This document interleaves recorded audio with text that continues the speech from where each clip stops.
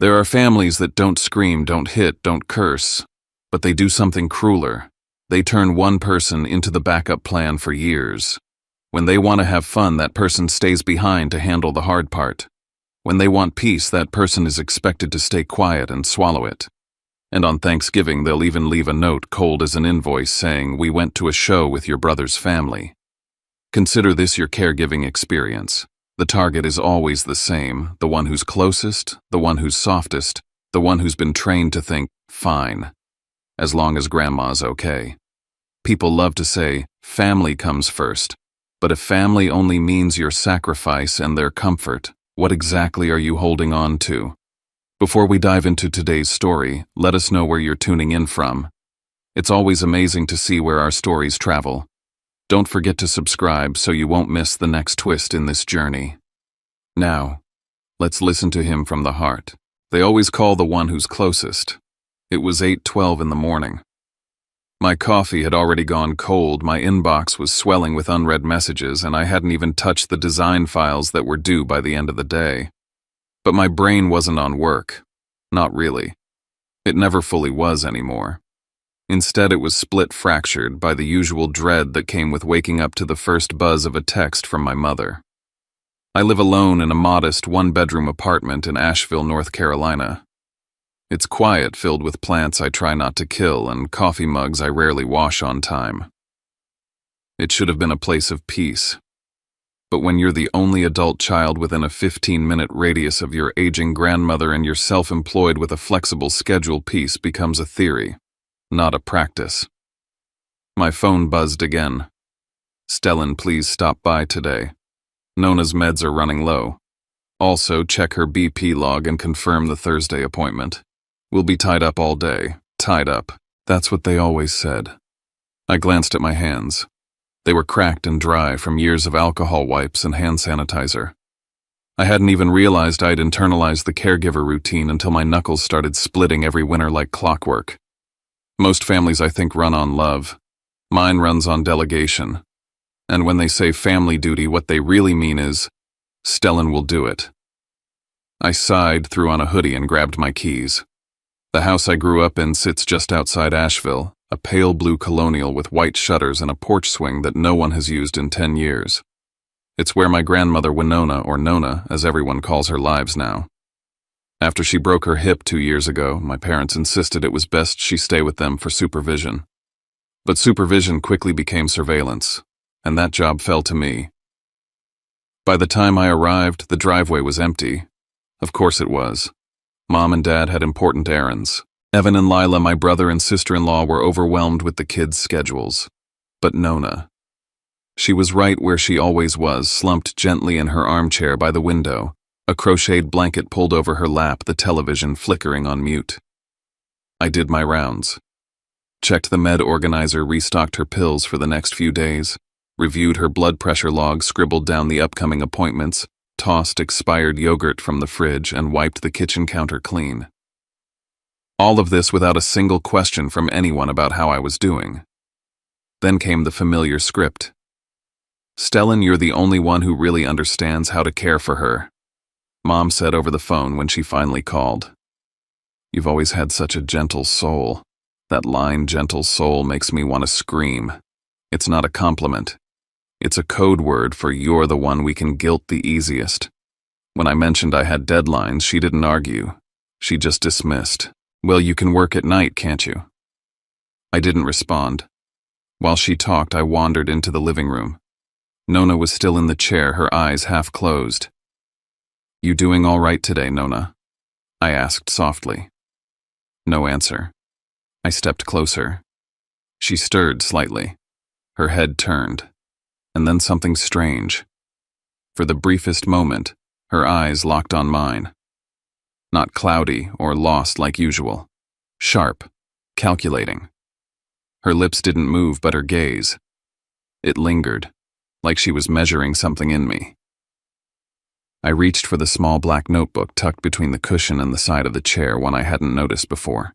The second my fingers brushed it, her hand shot out fast, too fast. She clutched the notebook and pulled it into her blanket, then slumped back, closing her eyes again like she'd never moved. A chill ran through me. I stood there for a long beat trying to shake it off. Then I gathered my bag and slipped out. Back home, I collapsed on the couch, drained. I thumbed through my phone and opened my texts.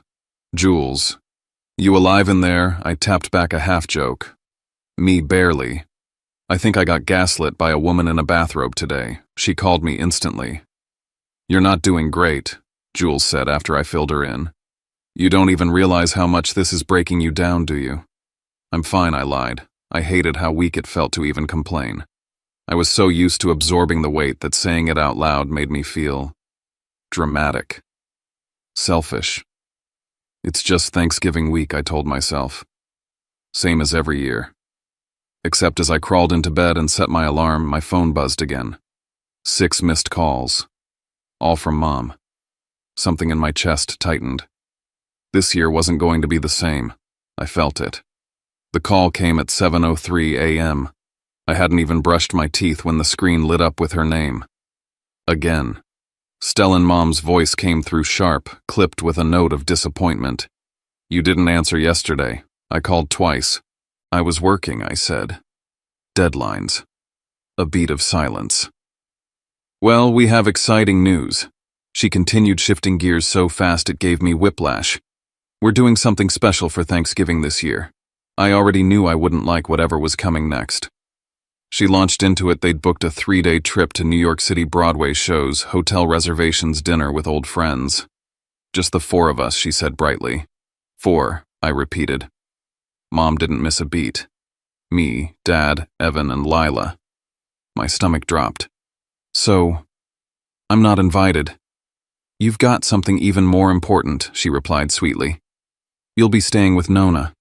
It's only for 3 days, darling. My jaw clenched. You didn't even ask me. Her tone shifted immediately. Stellan, she's your grandmother. She's your mother, I shot back. When was the last time you stayed with her overnight? Mom didn't answer that. Instead, she went for the dagger. I just thought you of all people would understand how much this means to us. You know how to be compassionate. There it was, the manipulation cocktail. 1 part guilt, 1 part martyrdom, 1 part flattery. I'm not doing it, I said flatly. I have plans. Silence on the other end. Then fine. I'll let your father call you. She hung up.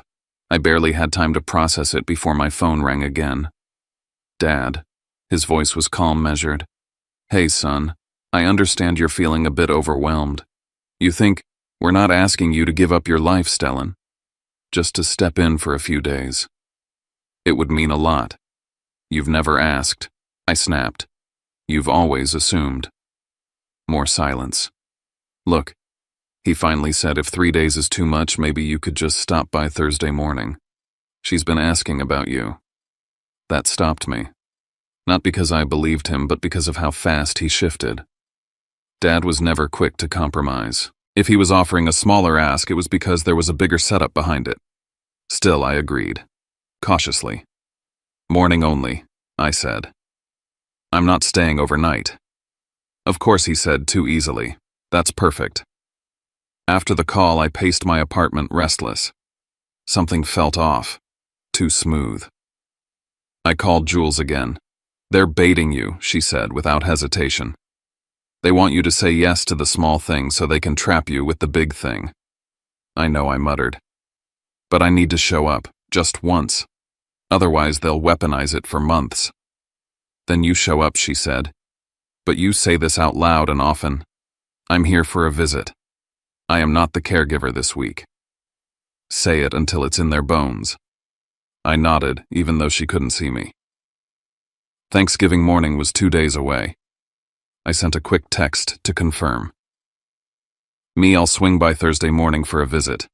Not staying. Just visiting. Mom's reply came instantly. Perfect. That word.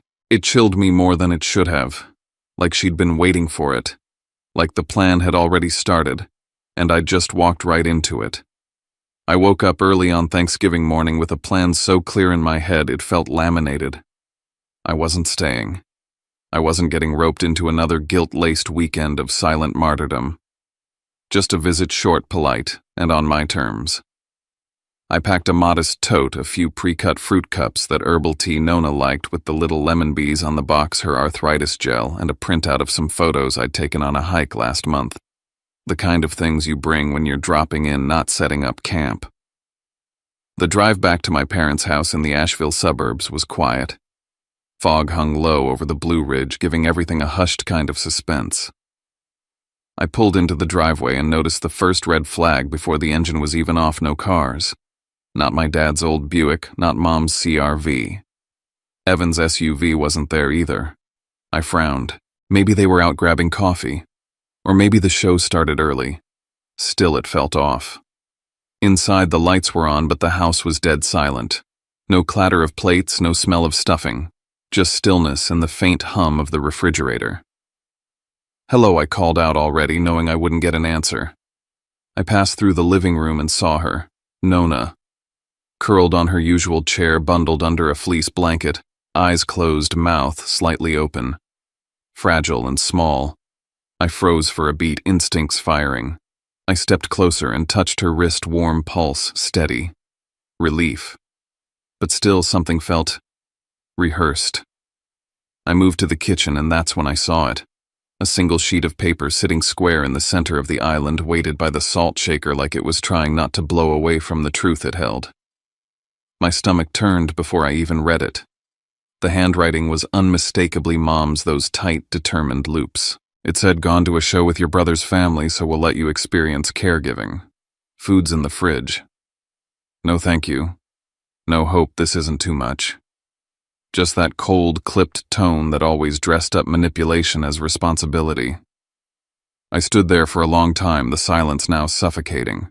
They hadn't just left. They'd planned this, constructed it. There was no backup care, no call to ask if I was available, no hint of negotiation. Just assumption, just orders disguised as fate. I stared at the paper. My fingers curled around it, crumpled it, then smoothed it back out again. Part of me wanted to walk right back out and let the house sit empty. But I knew how that story would be spun. He abandoned her. He left an old woman alone on a holiday. That's the trap, isn't it? They don't chain you down, they just make sure every exit leads to shame.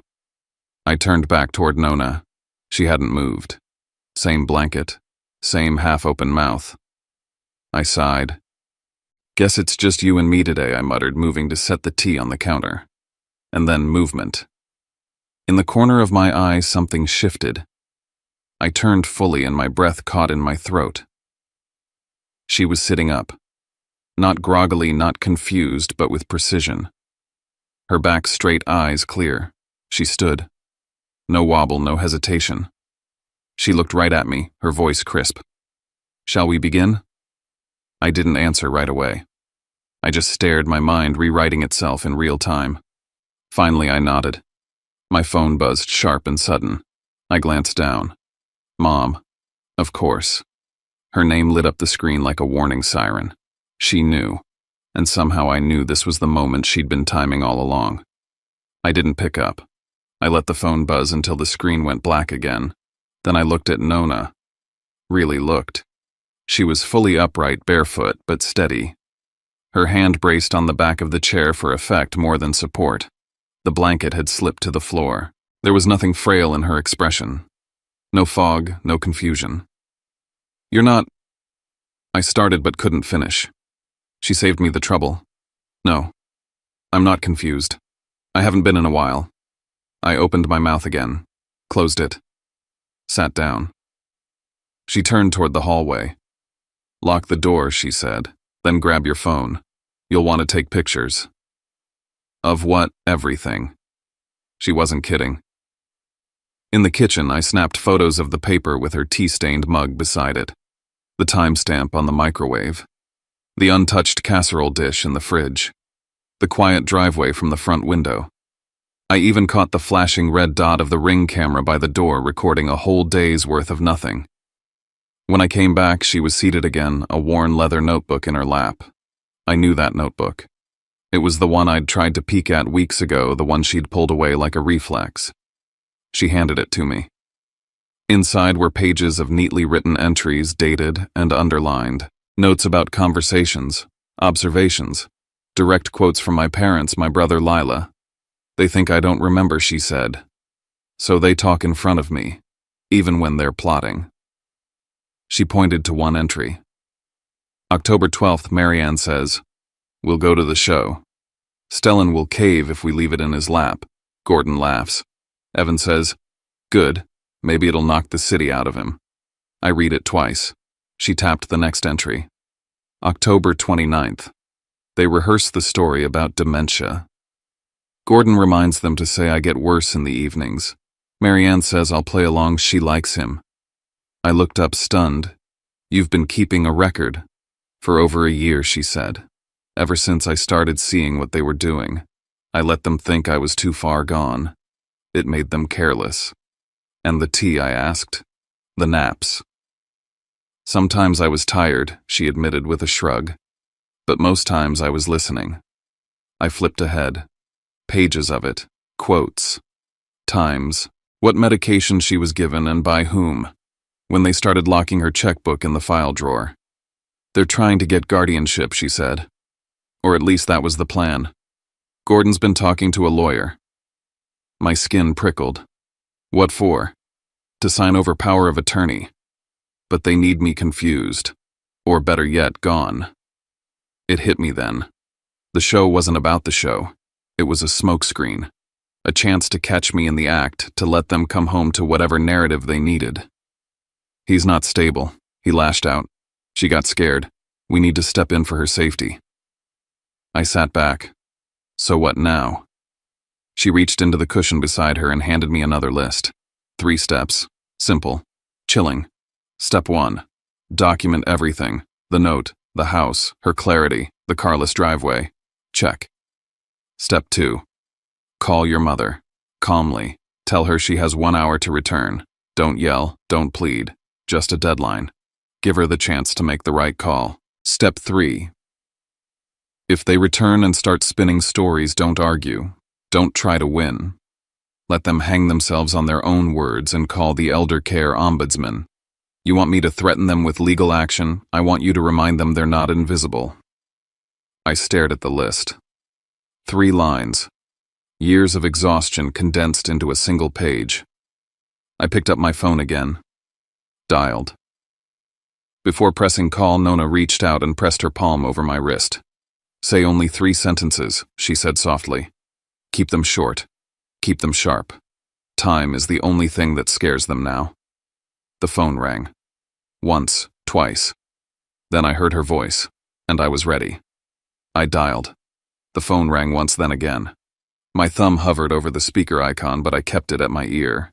I needed to hear her raw, not filtered. "Stellan." My mother answered, her voice sweet like syrup left too long in the sun. "Everything okay with Grandma?" I didn't respond right away. I stared at the paper still on the counter, the one she'd signed with casual cruelty. "I'm standing in your kitchen," I said calmly. "Right now. Looking at the note you left. The one under the salt shaker. I've taken a photo of it. Time stamped. Clear as day." There was a pause. Barely a breath. "I told you I'd drop by this morning, not stay for 3 days. I didn't agree to caregiving, you know that." Her voice slid right back into gear. "Honey, you're already there. Let's just breathe, okay? No need to make this a thing. No need to make this a thing." That's always been her trick. Naming the discomfort as mine. As if I was conjuring the storm. She tried again. "Con, this is family. We all make sacrifices sometimes." I nearly laughed. Not because it was funny, but because it was so textbook. "Con," she said, "you can't leave her alone. You're not that kind of person. You'll do the right thing." That did it. My throat tightened, my teeth clenched, because to her my boundaries were just background noise, static to be tuned out. I breathed in, deep, measured. Then I gave her the 3 sentences, sharp and final. "You have 1 hour to return," I said. "If no one's back by then, I'll be contacting Adult Protective Services and reporting this as abandonment of an elder. I will stay for exactly 1 hour. And if the house is still empty, I will follow through." I hung up before she could twist the silence into something that served her. Almost instantly, my phone started buzzing. Once. Twice. Again. I didn't pick up. A text popped in from Evan. Don't blow this out of proportion. It's Thanksgiving. Another voicemail. This time my father's voice calm, but cracked at the edge. You're making this worse than it has to be, son. We're all tired. Let's not turn this into a disaster. I turned to Nona. She was already seated at the kitchen table with her notebook open again, eyes alert. Let's get to work, she said. We documented everything. The kitchen clock. The fridge stocked with 3 days' worth of meals. Her unmedicated clarity. The lack of any arranged substitute care. Every corner of the house told the same story they hadn't left by accident. They hadn't forgotten. This was deliberate. I pulled the Ring camera footage and exported clips of the empty driveway, marked the time, labeled each one. Then I saw it. Tucked under a magnet near the fridge, a piece of paper titled Emergency Contacts. Listed underneath in careful bullet points were Mom, Dad, Evan, and a neighbor I didn't recognize. At the bottom in looping cursive it read, With love from your family. I held it up. They staged this, I said. Winona nodded.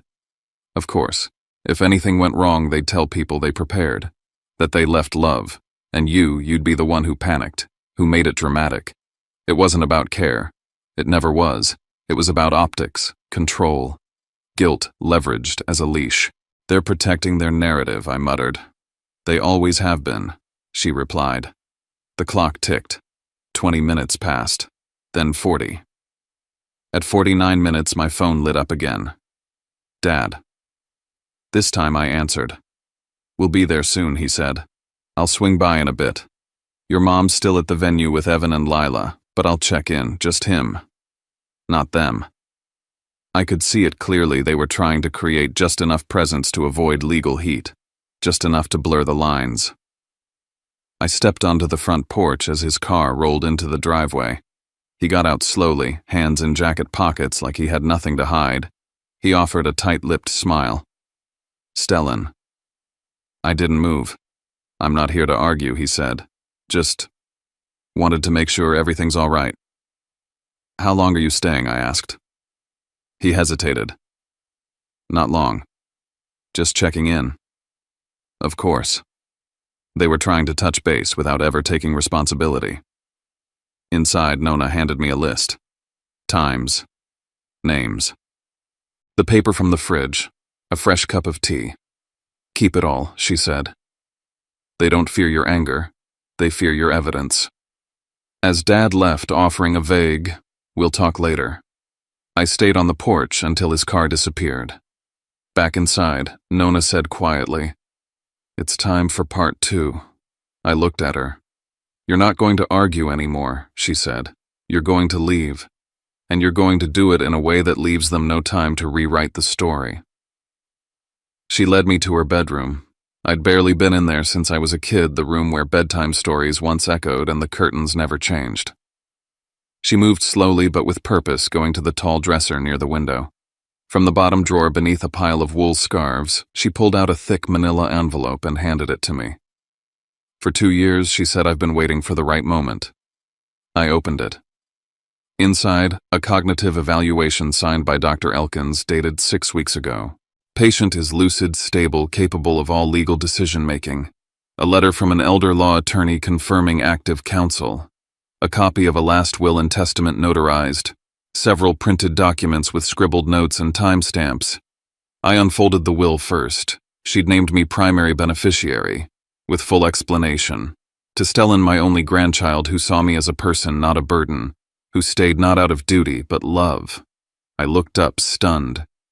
I wanted them to underestimate me, she said. It bought me time. It bought us this. You've been planning this, I asked. She nodded. They tried for years. Little questions about signatures, casual comments about just in case. I knew what they were after, but I kept quiet. I let them think they were winning. I sank into the chair by her dresser. They wanted you isolated, she said. If you took care of me, they could paint you as unstable codependent. Easy to discredit. But the moment you stood up for me, really stood up, they'd flip it. Say you were dangerous, overwhelmed, a threat. I swallowed. That note they left. It wasn't carelessness. It was bait, she said. And now they're realizing it didn't work. She handed me another list. Here's what you need, she said. Grab your bag. Take that envelope. Get in the car and leave before they get smart enough to circle back. I nodded. The house felt like a crime scene, not chaotic, just wrong. Just engineered. I took my bag from the guest room, tucked the envelope in deep, zipped it shut. Before locking the door, I placed one last thing on the kitchen counter. A letter, short, direct. I am not abandoning Winona. She is of sound mind. This house was left empty for nearly an hour with no caregiver present. All legal steps have been taken. She is not your pawn. She is her own person. I left it right where they'd left theirs, under the salt shaker. As I pulled out of the driveway, my phone lit up again. Mom's 6 missed calls. Evan, where the hell are you? You're not taking her anywhere. Dad, voicemail, you're overreacting. Just come back and we can talk. But they weren't in charge of the story anymore. I didn't answer. I saved every message. I got on the highway heading east. Nona sat beside me. Seatbelt clicked, eyes forward.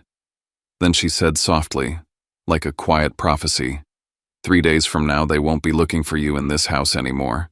They'll be looking for you online. 3 days.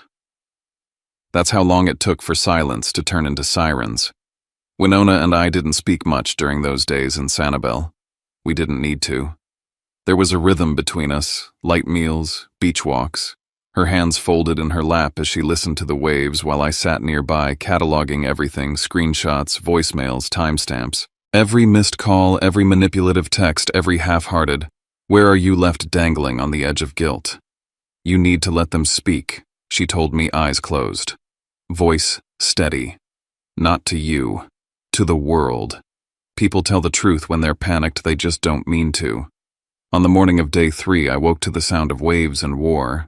My phone lit up like a wildfire. Mom had posted on Facebook. She never said my name. She didn't have to. The passive-aggressive tone was a signature in itself. Heartbreaking Thanksgiving. When a family member walks away from their duties, the ones who suffer most are the elderly. We had everything set: meds, food, emergency contacts, but sometimes no matter how much you prepare, some just vanish. The comments rolled in like pitchforks. Cousin Diane. So sorry, Aunt Marianne. Some people forget what real family means. Old neighbor, Mrs. Carmichael, unbelievable. Poor Miss Winona. You raised your son better than this. It wasn't just guilt, it was strategy, a reframing. They hadn't left me holding the burden. They'd handed me a narrative, and now they were dressing it up for public consumption. I didn't flinch. I scrolled. I cataloged. Every lie carefully tucked between just enough truth to sound credible. But they didn't know I'd been documenting everything. I opened my camera roll, a photo of the note, "Let you experience caregiving," taped to the fridge. Empty driveway at 9:13 a.m., the microwave clock flashing 9:15 when I stepped in. A wide shot of the barren kitchen, another of the untouched pill organizer, doorbell camera footage time-stamped. They left before I arrived. No one returned. I sat down, opened my laptop, and drafted the post I'd hoped I wouldn't have to write, the one Winona and I had quietly been building. I titled it, "The Truth." I was asked to stop by Thanksgiving morning. I said yes, an hour, maybe 2. When I arrived, the house was empty. No one had told me they were leaving town. A note waited on the fridge. My grandmother, recovering vulnerable alone, was left without warning. I wasn't informed. I wasn't consulted. I was punished. I attached the images. Just enough. No dramatics. Facts. Timestamps. Boundaries. Caregiving should never be a weapon. And family isn't love when it's used to trap someone. I'm not telling this story for revenge. I'm telling it so it doesn't happen to someone else. I posted it, then turned off my phone. That was the first match. The fire didn't spread slowly, it exploded. Jules commented. First, I was there when Stellan got the call. It was a setup. He was blindsided. This isn't family, it's exploitation.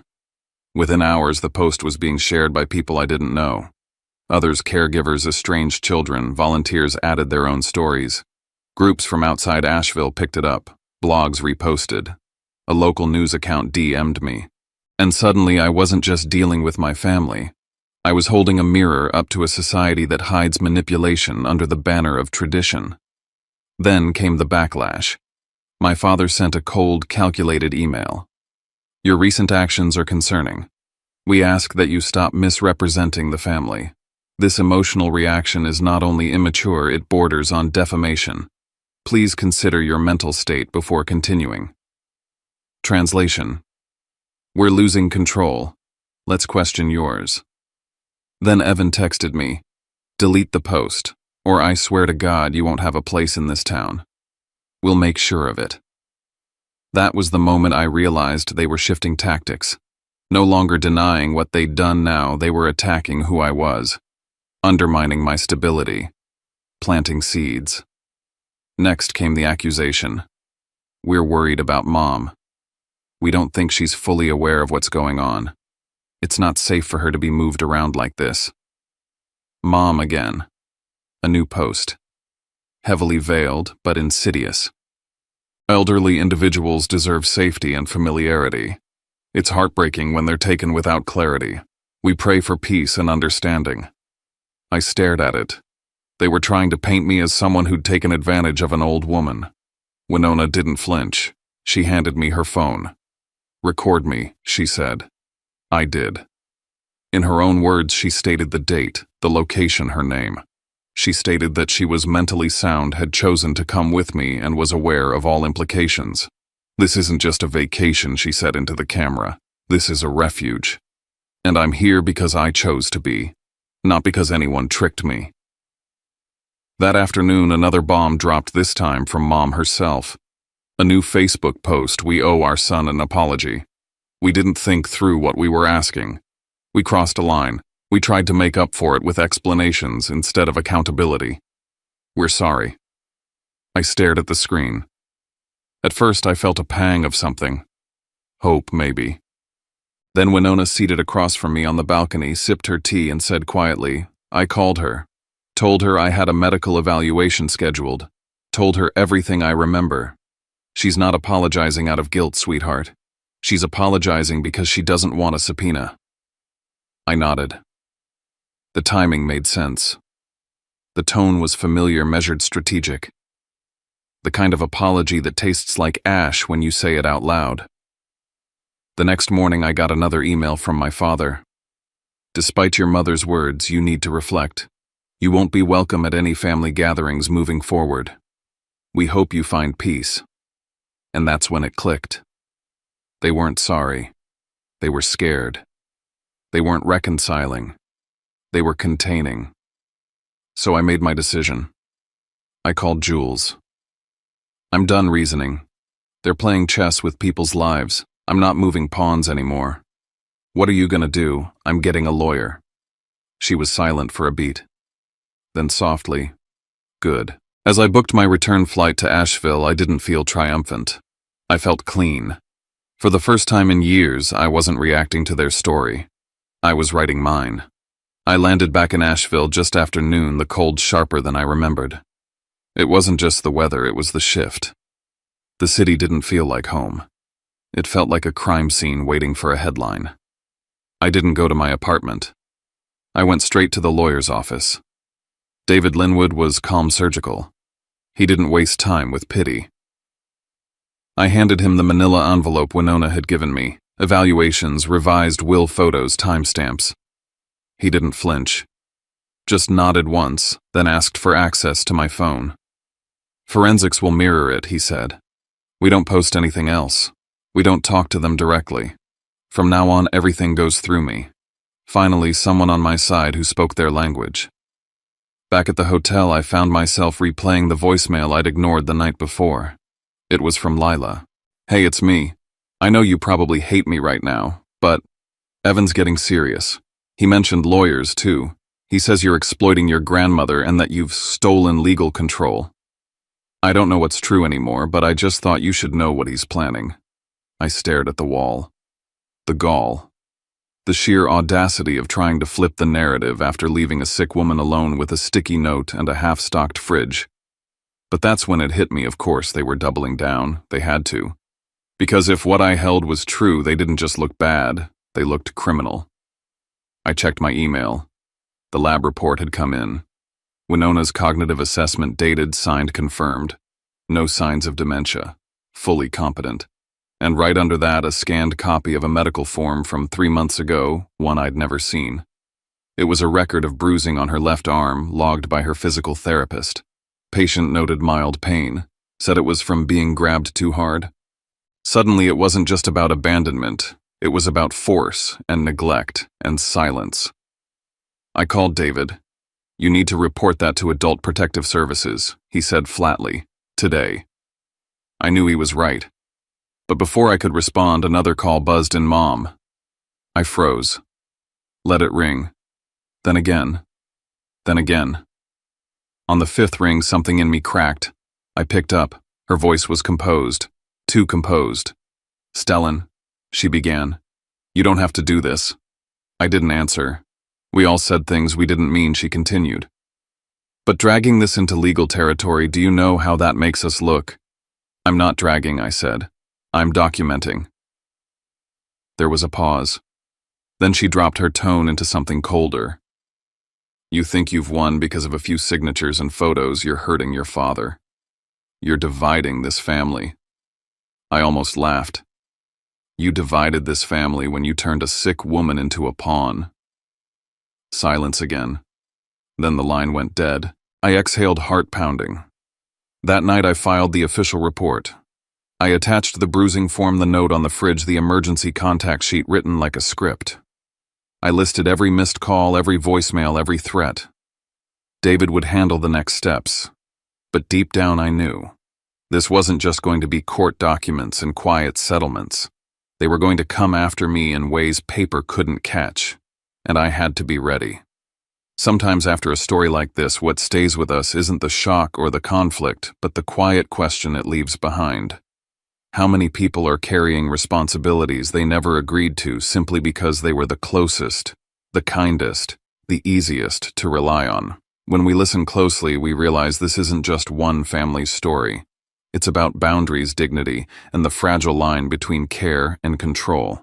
And maybe it's also about how compassion doesn't have to mean losing yourself in the process. As we sit with this together, I think what matters most is not deciding who was right or wrong, but noticing how easily love can turn into obligation when no one stops to ask, "Are you okay?"